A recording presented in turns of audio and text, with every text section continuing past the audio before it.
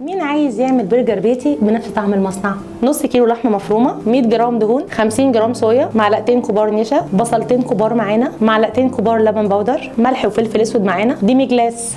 يلا بينا نبدا الوصفه ونقطع البصل مع بعض. هنقطع البصل شرايح او اي تقطيعه مناسبه ليكم، هو كده كده هيتكرمل على النار اي ماده دهنيه.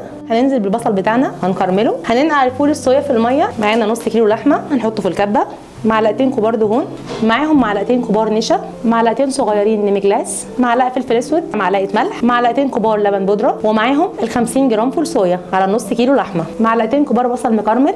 هنبدا نمزج كل المكونات اللي حطيناها مع بعض في الكبه. شايفين الملمس؟ ممكن نريحها في الفريزر 10 دقايق عشان تشد شويه معانا. بعد ما خرجناها من الفريزر هنقطعها لاجزاء، تقريبا كده كل كره هتكون 100 جرام. يلا نكبس برجر مع بعضينا،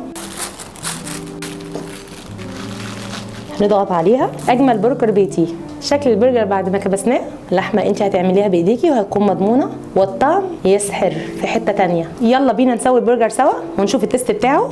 نقلبها كده سوا مع بعضينا الوش التاني. شكلها بعد ما استوت.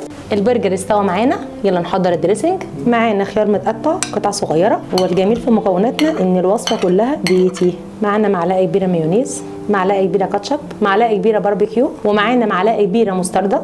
بكده الصوص بتاعنا بقى جاهز. هنقلبه. وبكده خلصنا احلى سندوتش هنجهزه مع بعضينا. البرجر جاهز والدريسنج عملناه والخضروات قطعناها والسندوتشات معانا. مالينا السندوتش دريسنج صوص خطير. قطعه البرجر بتاعتنا البيتي المضمونه، ومعاها شرايح طماطم، شرايح بصل، وصحتين وعافيه على قلوب اولادنا يا رب. وبكده خلصنا وصفتنا وخلصنا كمان سندوتشاتنا. لو الفيديو عجبكم اتمنى تعملوا لي لايك وشير.